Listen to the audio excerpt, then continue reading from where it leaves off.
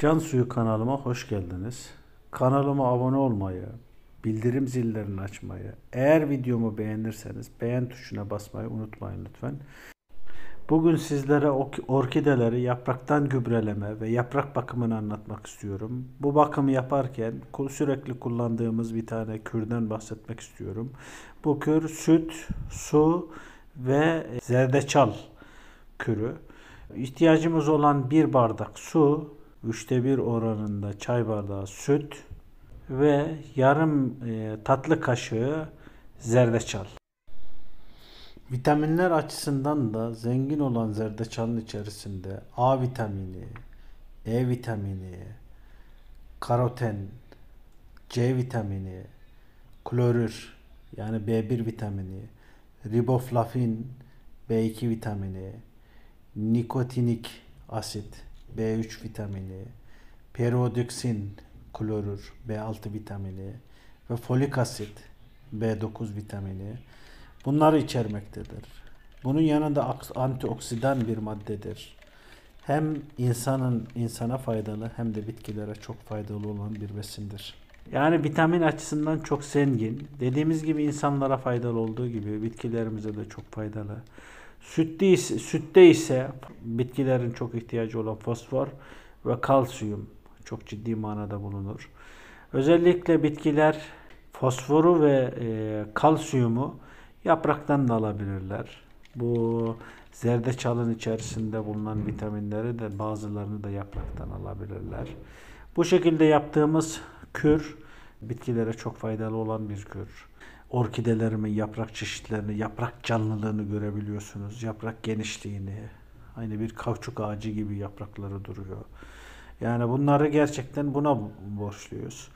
Bu yaprakları silerken bunu özellikle şunu söylemek lazım. Silerken kullanabileceğiniz bir pamuk da kullanabilirsiniz ama ben genel itibariyle ıslak mendille güzelce yıkıyorum ve bu şekilde kullanıyorum. Görüyorsunuz benim orkidelerim ne kadar canlı, ne kadar güzel, ne kadar diri duruyor.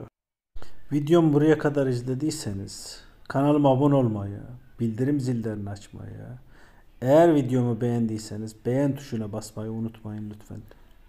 Bezinizi veyahut da ne kullanıyorsanız artık bu şekilde yavaş yavaş nazik bir şekilde hem tozlarından kurtulacaksınız hem de böyle beslemiş olacaksınız.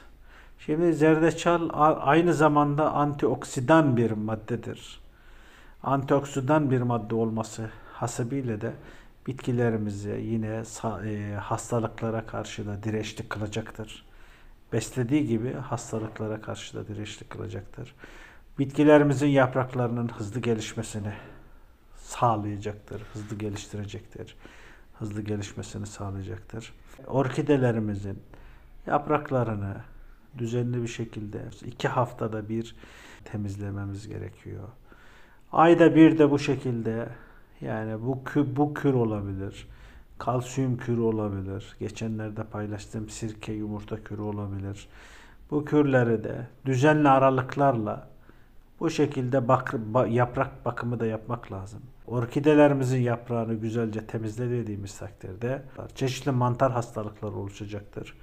Onun için yaprak bakımını da orkidelerimizdeki yaprak bakımını da düzenli bir şekilde, güzel bir şekilde yapmamızda fayda var, yarar var. Özellikle kış aylarına girerken, kışa girerken hastalanmalar oluşabilir kışa girerken.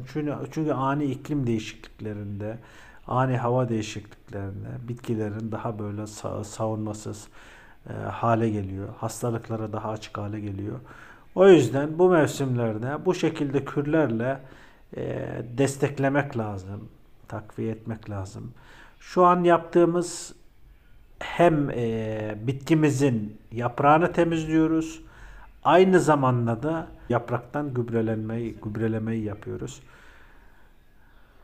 Bakın bu şekilde bütün şeyleri, bitkilerimizin bütün yapraklarını bu şekilde bakımını yapmış olursunuz. Bu sudan biraz inceltilerek şeylere de köküne de orkidelerin köküne de tutulabilir. Orkidelerin köküne de dökülebilir gübre olarak. Yani faydalıdır. Ama dediğimiz gibi ciddi inceltmek lazım. Yoksa inceltmediğiniz takdirde bu sefer de mantar yapabilir. Kanalımı takip etmeyi, bildirim zillerini açmayı, eğer videomu izlediyseniz beğen tuşuna basmayı unutmayın lütfen. Hoşça kalın, sağlıcakla kalın, bitkilerinizle kalın.